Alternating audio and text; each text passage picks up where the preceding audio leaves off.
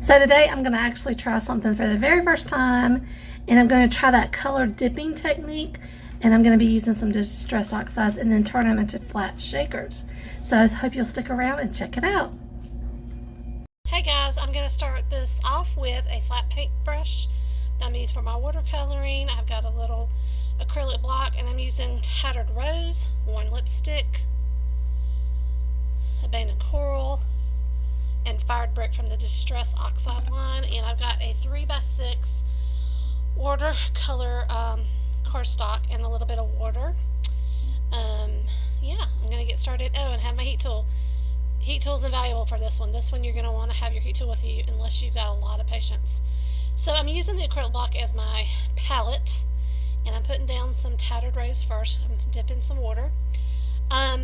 I will tell you, after doing this, this is not hard. This is a very, I don't know why I was so scared to do this. It was very easy. But you really want to begin with something that's really wet and then go something that's a little bit dark, more saturated. So here's the Tattered Rose. I don't think I went back to this one and really darkened that one up, which worked out fine. Now the Worn Lipstick I do. So I really try to water down the first go around with this, and you just kind of eyeball. There's no exact science to this. You can make it's so simple. You know, do what you feel is right. Add as much as you want to. It's really up to you. But here I did this one. It's pretty watered down. I dried it with my heat tool, and then I've come back into it, the paint. Don't put any more water on it. And then I make another swipe through that same color, and it deepens it up. And then I'm going to do the same thing with the Abandoned Coral. I got another acrylic block out because I decided I wanted to keep all the colors out so I can look at them and go back, because remember, distress oxides are water reactive, so you can always go back and water it back down or add more color. It's really up to you, whatever you feel like looks best. And what the best part about this technique is, it doesn't have to be perfect. That which is right up my alley. I love anything that I don't have to be perfect at, because Lord knows I'm not. So, and here's the Fired Brick. I'm going to do the exact same thing again. I'm hitting it with the heat tool. I do have a nice little rag to the side as well that I'm using to keep up things kind of, the work surface clean, and my hands as clean as possible when you're doing such a thing. And you know, at the end, I really liked it. I go over it one more time here at the bottom because I want it a little bit darker. Did not add any more water there. And you can see my work surface. This is a messy technique. But look, it's so cool. When I was done with it, I was like, why have I not been doing this? Okay, so I can do the same thing with Broken China, Cracked Pistachio, and then I have Lucky Clover. Is that what I have? Lucky Clover, yes. And I'm using what I have on hand. I don't have all the distress oxide colors. I don't have any complete set of anything. I'm just going to be honest. And I try to pick the colors that I like the best. So I'm going to do the exact same technique with this. And oh man, it turned out so pretty. This time I decided to lay out all the colors first. Here's the end result with the blues, and I think it's just stunning as well. We're going to make these into flat shakers. Now guys, if you're new to my channel, welcome. I do card making, craft making videos, and I hope you'll stick around. Give me a thumbs up, give me some comments. Think about subscribing. I would love it. Okay, I picked out some sequins for each one of for the red-ish panel. I got red sequins, and I'm using some strong double-sided tape. And then I have this tool. This is kind of an off-white color, but white would be fine. And I'm going to make a flat shaker with this. So if you have decently large sequins, this will be easy. You're not going to be able to put glitter in this now. For that, you would have to use acetate. So it's got to be a fairly large sequin. And then I'm just taping this down. I'm just taking it, and I'm creating like a little pocket. Anywhere there's bulk, I'm just kind of taking my scissors and cutting that away because I don't want any bulk behind it. And it makes this little pocket, and then I'm just going to take some of the sequins and I'm going to pour those right in there. It's a little fiddly, but it can be done. I decide, okay, is that enough? Do I need more? Nope. And it shakes around beautifully.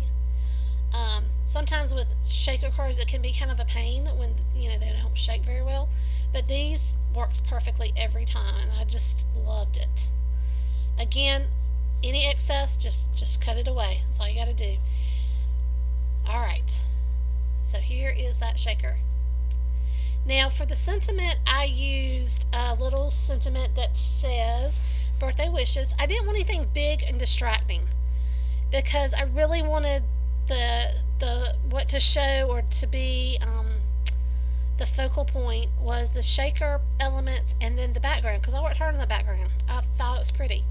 So I'm using some double-sided adhesive again, that's an 1/8 of an inch, and I'm going to cut that down, and it's going to cut and be right there flush to the left-hand side. Y'all excuse my voice, I have been sick and I'm trying to get over it, but I'm doing this voiceover while I'm sick, so I apologize if you hear me sniffling and all of that stuff. I don't mean to do that. Probably shouldn't be doing this because it's probably rude, but I'm trying not to. I'm not trying not to cough or do anything. Okay, so for my card base, I'm going to make a mini slimline. So this is going to end up being 3 1/4 by 6 1/4. So I'm cutting this down. Yeah, 3 1/4 by 6 1/4. Yeah. So I'm cutting this out by 6 1/2 by 6 1/4, and then your score on the 6 1/2 side at 3 1/4. Hopefully that makes sense. I did not do it right the first time. I'm going to be tell you the truth. I scored on the wrong side, so make sure you have the correct side. So see, I'm going, that's not working, so let's try this again. And I started measuring, and I was like, that's what I did wrong. So I mess up. It's okay. You can fix it, and if you can't, you just start over again. No worries. You just kind of keep going. Alright, so on my card base, I'm going to put this on top of it. Again, I'm going to use the double-sided tape. It works really well. I'm going to use my bone folder to rip it. I know, like Mamie Made It, she uses an acrylic block to tear hers, but this is actually pretty easy to tear. So use whatever you want to use. It's up to you. Now, I'm going to tell you, not on this one, but on the bluish one that I do, I did not get it straight on the card base. If you want to get it straight on the card base, add some liquid glue on top of this. That's what I should have done, because I know how hard it is for me to get things straight, and I like to eyeball things. I don't like to measure and get out the T-ruler every time and make sure it's all sweet and pretty. And it worked out fine. This one's really pretty, and the other one's fine too. It's just a little crooked. But you know what? It is handmade by me. It is a craft, and I think it looks lovely even if it is crooked. So, okay, I'm going to reinforce this fold because it wasn't quite straight. And then I'm going to lay this up here. And what I love about this shaker card is that it's flat, so it's not going to be bulky in the mail, and it shakes. I love that it shakes so freely without any problem. Alright, for my blue one, I'm going to use this Lawn Fawn Happy Birthday to You. I'm using a little bit of washi to mask off the to you, because I knew this little piece of die cut that I found in my die cut bin was not going to be able to have the whole sentiment up there. It wasn't long enough. So I'm just going to put the Happy Birthday right up there with some Memento Tuxedo Black ink. And then I'm going to put that on my card base. And I put that blue panel on a blue cardstock. It looked out really, really good. It's got silver sequins. I loved how these turned out, guys. I hope you enjoyed this. I hope you learned something. I hope you'll give this a try because it's really not hard. It's not scary at all. I don't know why I've been so hesitant to try this. It was a lot of fun. So take it from me. Go try this dipping technique, watercolor dipping technique.